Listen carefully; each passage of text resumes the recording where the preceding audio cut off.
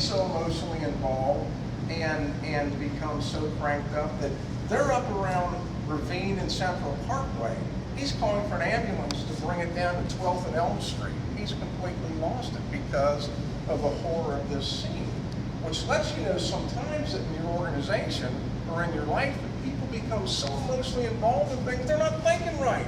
Maybe you got to remove them from the stimulus that's creating that, or maybe you got to have somebody just come in and say, look, it's over for you. You just got to go. Especially in the line of business that we were in. You can't become emotional. Phil, hit that for us.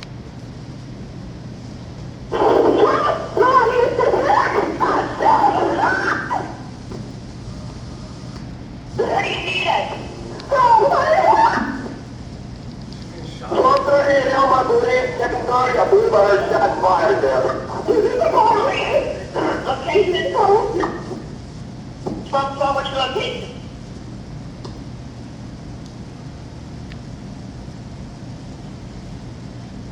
Say, we got a location? Negative. Officer needs assistance, District 1, unknown location, 12 and Elm. Officer needs assistance, 12 and Elm. Possibly shots fired. Nothing to do with 12 and Elm. We're on Central Parkway, I think you call. 1035, 12 and Elm, do not see them. 1240, came back. 12, what's your location? This one, I'm going to walk in the shooting on Central Parkway, north of Liberty. Thanks for help. 1080, I shot through that. Check on her safety. 12, are you hurt? That's a problem. 1080, I'll be there in 5 seconds. Launches it off with 4 cars. Attention all cars, all departments. An officer has been injured, possible shooting offense at 12th and 10th. Can you hear me okay if I don't use that? Think about that. Are you injured? That's affirmative. What do you mean? Well, I've been beaten unconscious. I'm paralyzed from the waist down. I've been shot 4 times, and I've got a dead man who's bleeding profusely laying on top of me, and I've been in a car wreck. Oh, by the way, the airbag boy hit me in the face and fractured my neck, too. And she gave birth to a baby 2 years later. 2 years later. It was incredible. Incredible. She's been retired from that night on. She's never come back to work because she has so much damage.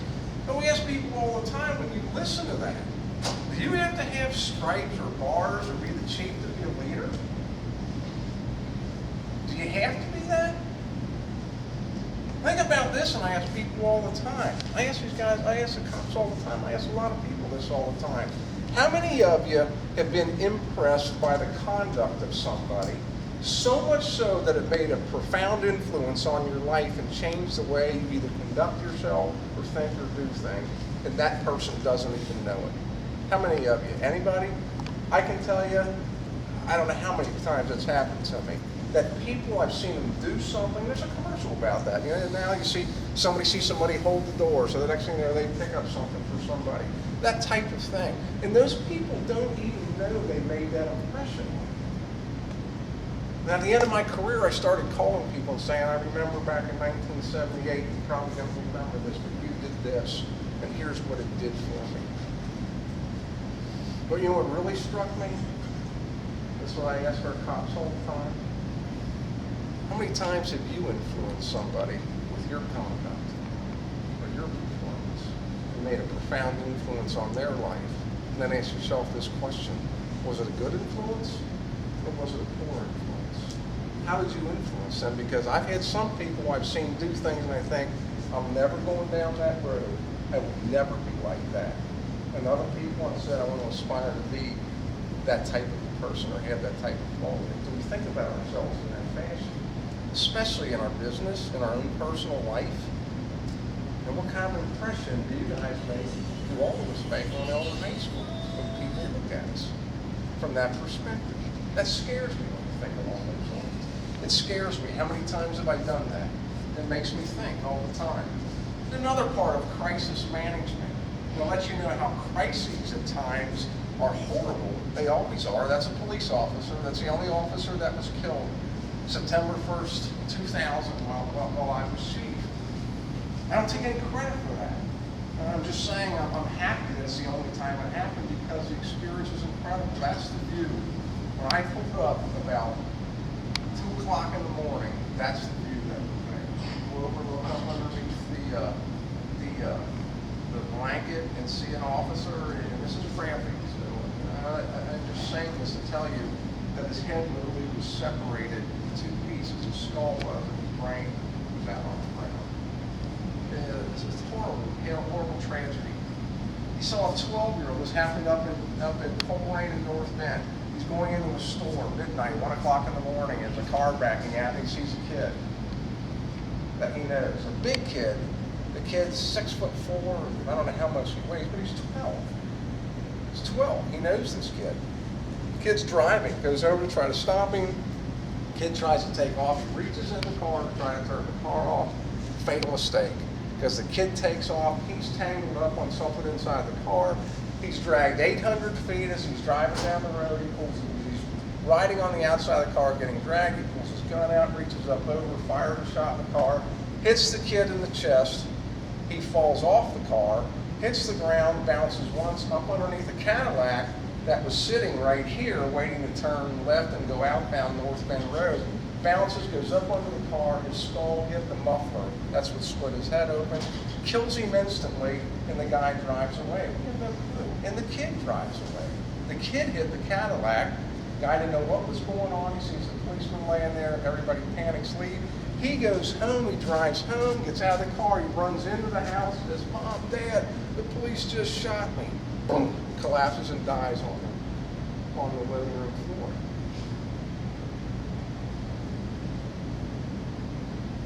Crisis? Huge issue. Huge issue. How about the lady that's in here? The lady that's working right there. This is her. Police. Hello? Officer down on Colonel Henry North Bend. Officer down, hurry up. Did you see anything? No, this officer down. Don't see anything. Officer down. They're on the way. What happened? I don't know. Officer is down. That's all I know.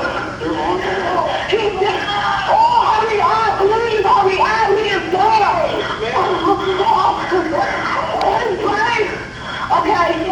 Okay, I'm calm.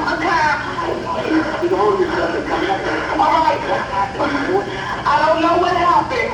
Somebody's out here that probably knows, but all I know is this officer is down and his brain's on the ground.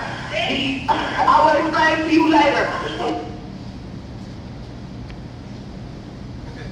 So this is a crisis for us. We ought to respond there. Now you've got to manage this issue. This is a huge issue. If something bad happens in an institution, it has a direct effect on everybody. But you know what you really need too is people who are disconnected. Again, this is where emotion plays a huge role here, because the first thing we have to do when we get there is see the people that were there and exposed to it initially and get them out of there. They're too emotionally attached to it. They're not going to make good decisions. One of the first people that came to it was an old sergeant. Again, go back to the old sergeants, the guy that's there where the rubber meets the road. First line supervision, it's the teacher. You know, it's the teacher that nails you when you're doing something you shouldn't be doing. He walks in and he says, we got something to think about here. I'm thinking to myself, no kidding. I got a dead cop in the middle of the street. I got something to think about. He says, Chief, it's 3 o'clock in the morning now. He says, it's Coal Lane Avenue, North Bend Road. You got LaSalle High School down the street. You got St. Teresa up the street. This is a major thoroughfare for people coming to work. It's going to start at 6 o'clock. Thousands of cars coming through here. I'm thinking, here I am trying to get people who are emotionally attached out of here, and I got a guy that gets up out of bed and comes in and can literally stand there and dismiss the dead policeman laying there and say, we got bigger things to think about. The world didn't stop and let us step off of it. It kept spinning on its axis. The sun's going to come up in the east. It's going to go down in the west. We've still got work to do. So let's get going with it and let's do it. Do you have people like that? If you do have them, that's the people you want to grab a hold of and hang on to, because they really do know what they're doing. So one of the things that we talked about with image, and I don't know, let me move ahead here. Okay, let's move that back some, Phil. back to where I was. One of the things that for us that comes out of all of this that we're talking about, and I've cut some stuff out of here, is fast forwarding from 2001 on up through 2008. If you remember, after the riots, there was an economic boycott of Cincinnati, and the NACP conference. I did it again. No, there you go. Just keep your finger on that button. Thank you. The NACP conference had been scheduled. We've been trying to come here. This brings in millions of dollars worth of investment into the city. All those things were canceled, so things were difficult. But when we got back to addressing the issues of image, we started thinking about what it is and who it is that we represent. We got outside of our own world and realized, and this is what our challenge was to our people, that if one person can put us on this global spotlight for being the worst police department in the world, the worst city in America, and perhaps Elder being the most racist school in the world, high school in the world that feeds into the police department that creates all this, we got to turn that image around. Our challenge was if one person can bring that much negativity, what happens if the other 999 out of 1,000 people really come together and say, no, we're going to do things the right way. We are going to do things the right way. We're going to make correct decisions. We're going to make ethical decisions. We're going to stand by and elevate that standard of excellence that it is that makes us who we are and what we are. But you got to dig deep into that. You got to be willing to accept the adversity as it comes along. This is a proud moment for us here. The International Association of Chiefs of Police every year gives one global award. This is competition from every police agency in the entire world. To give you an idea, there's 18,000 police departments in the United States alone. Competing against the world in 2008, we got the Weber CV Award, the highest award for excellence in policing in the world. We achieved by 2008 from 01 to 08. It was a big thing for us because it helped change, it helped turn the corner, it helped create an image. We didn't do it by ourselves. It's because we went into partnership with a lot of different entities. Nobody can stand alone. Nobody, no business, no anybody, no person. You have to stand, be it with your family, be it with other organizations, be it with your church, be it with your school. Everything becomes critically important. And that's the track that we started to take. And in fact, in 2009, we received the highest award in the world for excellence in criminal investigations. So 2 years in a row, no agency, no law enforcement agency in the entire world has ever been recognized 2 years in a row by ICP for having its highest standards. For us, it was a huge moment because it helped turn and change the image. It helped change the image of the city of Cincinnati, and that was important for us. There's something here. You know, like them, you love them or you hate them. The media beast, we call it. For us, in the business of government, and I come to appreciate it. I can't always say I like it, I appreciate it, but who holds your feet to the fire? Because everything we do, unless it's something that's very sensitive about the security of a person or a piece of property, try to protect it from some type of threat. Everything else is a public document. You learn how to speak real carefully, and you learn how to write real carefully when you know it's going to be on the front page. But the media was tremendously fair to us here. I can't always say I agreed with them, but they were fair to us, and it's something that you learn to love and learn to live with, or you learn to hate. Either way you want to do it, but you're going to have to live with it. But here, in the final analysis of what we do, and this is what we challenge our people with, and this is what I would say to you, is you should challenge your people with everything. What's your role as a police officer? How you conduct yourself and how you perform as